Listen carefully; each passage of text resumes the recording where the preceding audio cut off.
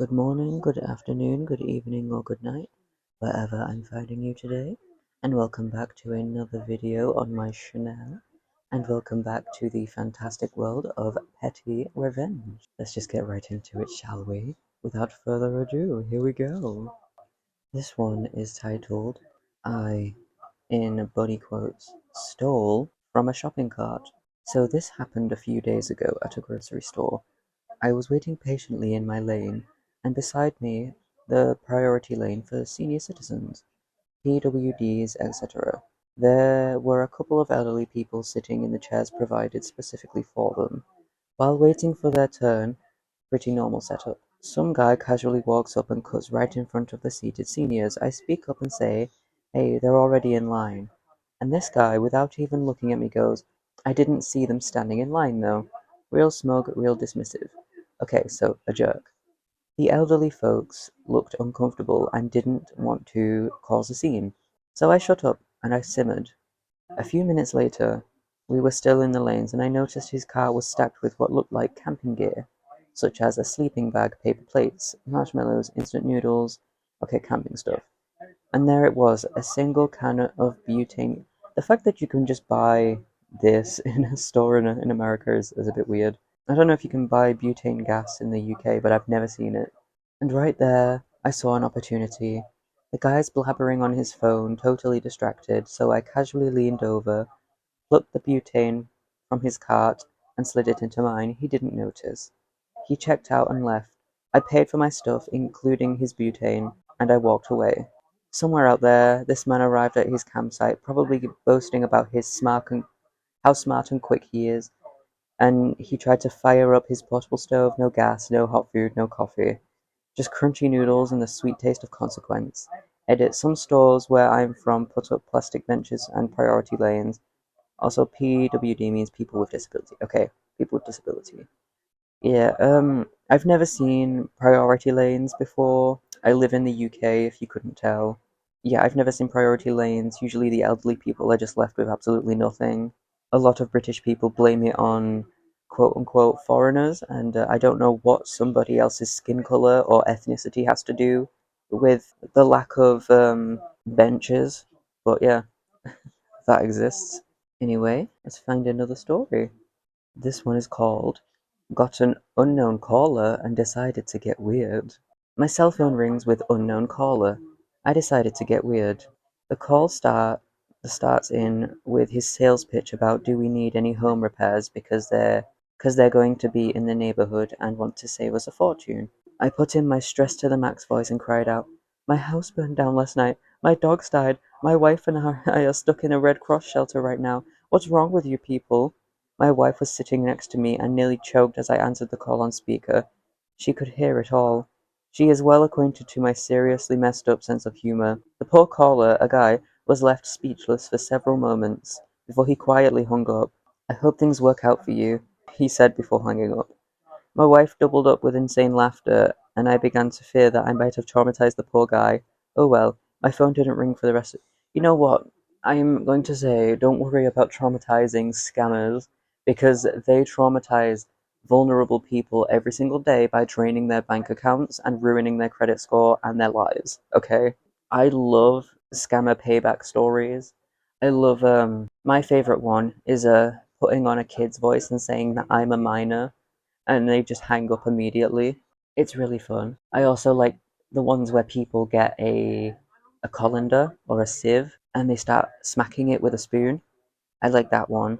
I like the one where people also use funny names like Hugh, Janus, and the guys on the phone just have no clue. I love it so much. It says a lot about their character. They're like so focused on scamming you out of everything you have that they don't even notice that you've just given them like a stupid name. Yeah, don't worry about ruining a scammer's life because they ruin so many more lives every single day. I'm sorry if you can hear any feedback in the background. I have to have some sound in the background or else my dog will start barking, and I have to have the fan on because it's still warm. Oh my goodness. Oh my goodness. He cheated, blamed me, and said we need to spice up our sex life. Chili in his underwear should fix that. Oh, girls. I was in a monogamous 2-year relationship. We were living together and there were seemingly no issues. There were times when he would need to leave the house to see his friends or go to jujitsu. Now looking in hindsight, the jujitsu excuse was quite ironic, but I would never question it because I trusted him. You seem like a great person because, if there's not trust, what have you got? One day I received a message from a random girl reaching out to me and asking if a certain guy was my boyfriend. And what do I see? Screenshots of my boyfriend sexting her. Turns out this girl also thought she was having a monogamous relationship with my boyfriend for the past 3 months. I confronted him about it the same day, and his reaction was mind-boggling. He started to explain his actions like he was the victim. They always do. And he had the audacity to hint that the problem was with me and our sex life was lacking. They always do that. They play the victim, and they either try to gaslight or manipulate or like reverse it. They're pathetic. I was gobsmacked. We were still being intimate almost every day, show off, and I basically did whatever we wanted in the bedroom. I guess it wasn't enough for him. During his mental gymnastics, he let out a phrase: "We just need to spice up things in our relationship." Oh, I see. You need some more spice. Well, I have an idea. The same night, while he slept, I took chili powder and rubbed it in all of his underwear with love and care, making sure I rubbed it on both sides, front and back.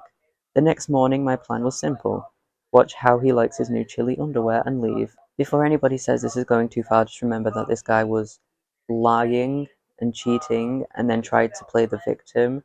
Like, cheating is disgusting anyway, but then lying about it and then playing the victim. If you feel bad for it, you're defending cheating. I woke up before him and finished packing my stuff. He woke up a little late and had to hurry not to be late for work. He got dressed and made himself a quick coffee with a sandwich. As the coffee was brewing, I started to hear unpleasant moans from the kitchen. The moans turned into loud WTFs as he awkwardly ran back to the bathroom with his jeans and underwear down to his knees. The confusion on his face was exquisite.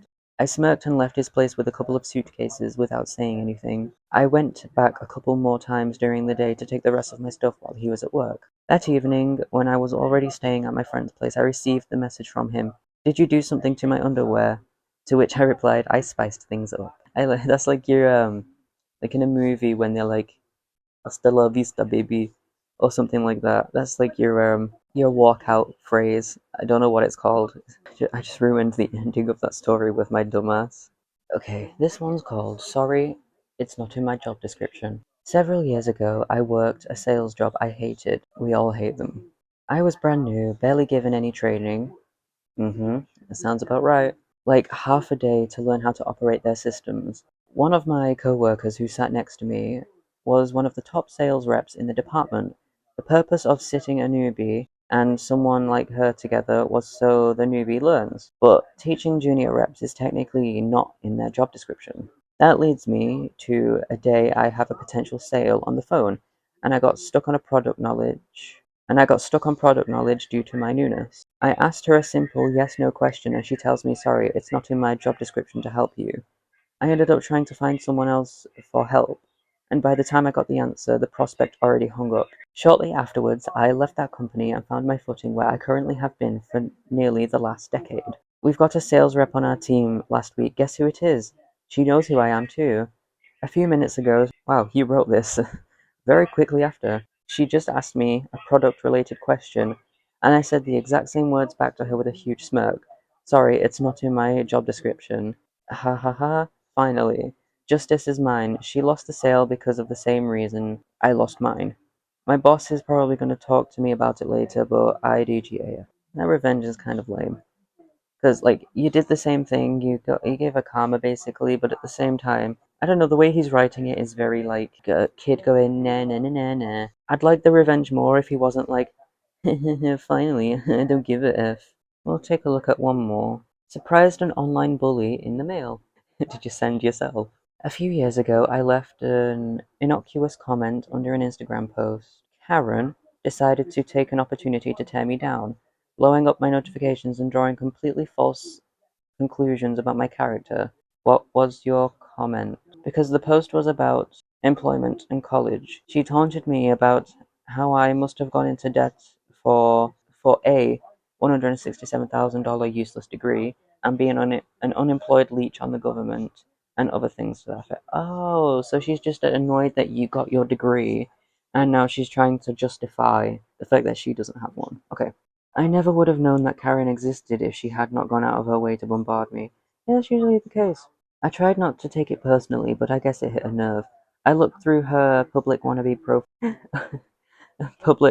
influencer profile, and she had posted a picture of a letter that contained her full, oh, what an idiot, her full name that made it easy peasy to find her address. A long time later, I found out about the company called Ruin Days.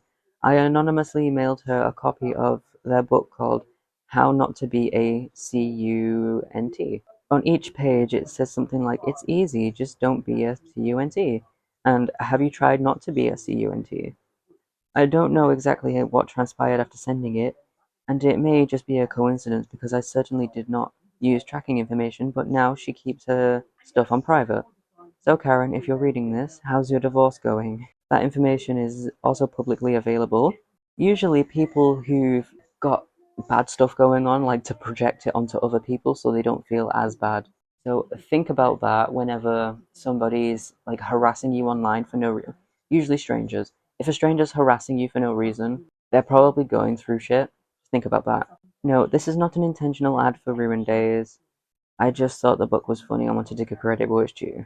A lot of comments are like, "Oh, okay. I do like this. I do like this one actually. It's giving like the Blank for Dummies books. Yeah, I do like this one a lot. I'm gonna leave this video here. Let me know your petty revenges in the comments. I do love a little bit of petty revenge, especially if nobody gets hurt. Yes, let me know of your petty revenge. I love a revenge that involves no harm, but it does involve karma. So please let me know of yours, and I shall see you next time, my babies. Mwah.